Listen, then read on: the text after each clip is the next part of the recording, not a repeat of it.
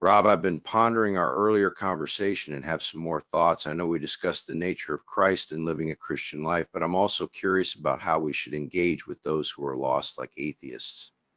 I've heard people criticize or mock them, but isn't there a better way to approach this? Absolutely, Bruce. Our approach should reflect Christ's teachings and his example. It's easy to become self righteous or judgmental, but that's not what the gospel calls us to. The essence of Christianity is to love, serve, and guide, not to condemn. So, how does this relate to the idea that even Satan knows God exists? Does that mean just believing in God isn't enough? Correct. James 2:19 says, "Thou believest that there is one God, thou dost well, the devils also believe and tremble." This verse reminds us that mere intellectual belief isn't enough for salvation. Even Satan acknowledges God's power, but it's about living out that belief that counts. And how should we respond to those who are lost, like atheists? Psalm 14:1 states, "The fool hath said in his heart, there is no God." It's clear that disbelief is seen as foolish, but that doesn't give us the right to hate or mock them. Many atheists might be ignorant of God's reality rather than hostile.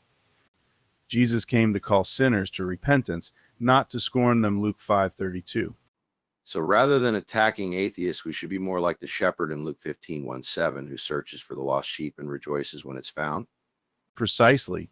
Jesus teaches us to seek the lost with love and patience. Matthew 7:15 warns us about false prophets who appear righteous but are destructive. We should avoid being like those who push people away with harshness and instead reflect Christ's compassion. How can we make sure we're guiding others with love rather than judgment? It's about embodying the light of Christ in everything we do. Matthew 5:14-16 tells us to be the light of the world, shining our good works to glorify God. Our actions should draw others in through kindness and grace, not through condemnation. It sounds like our goal should be to help others see the truth through our actions rather than our words alone. Exactly. John 8:7 reminds us to approach others with humility. He that is without sin among you, let him first cast a stone. We were once lost too, and it's by God's grace that we found our way. Our role is to extend that same grace and compassion to others. Thanks, Rob. This perspective really helps clarify how we should approach our interactions with those who are lost. You're welcome, Bruce. It's crucial to remember that our mission is to love and guide, not to judge or condemn. By following Christ's example, we can be true instruments of peace and grace in a divided world. You're right, Rob. I see now that we need to focus on being a beacon of light and love, not just pointing out faults. It's about helping people find their way with kindness, not just winning arguments. Thanks for the perspective.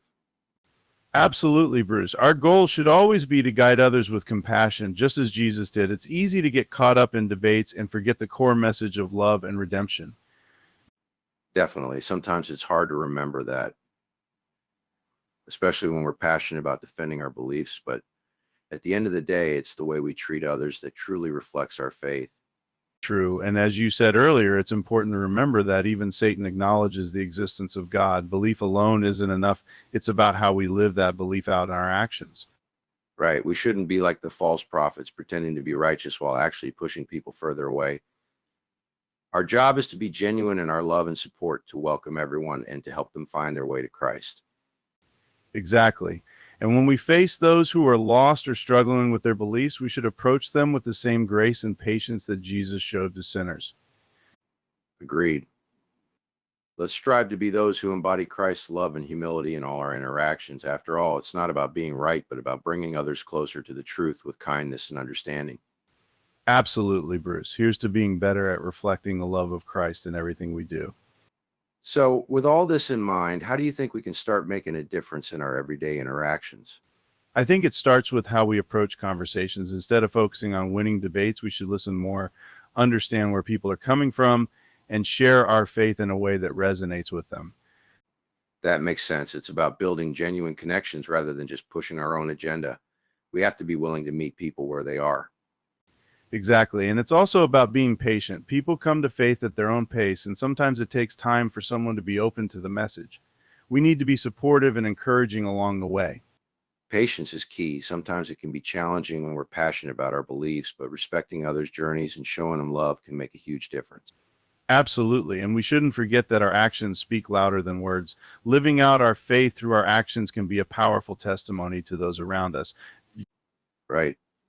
Actions do often speak louder. It's about being consistent in how we live out our beliefs. treating everyone with the love and respect they deserve. Agreed. And let's remember that every interaction is an opportunity to reflect Christ's love. Whether it's a brief encounter or a deep conversation, we can make an impact by embodying his grace and humility. Well said, Rob. I'm inspired to put this into practice and make sure that my interactions reflect the love and understanding we've talked about. Bruce, let's commit to being that positive influence and sharing Christ's love with everyone we meet. Here's to making a real difference, one step at a time. Cheers to that. Thanks for the enlightening discussion, Rob. Here's to bettering ourselves in our approach to sharing our faith. Anytime, Bruce. It's been a great conversation. Let's keep this momentum going and continue to grow in love and understanding. Absolutely.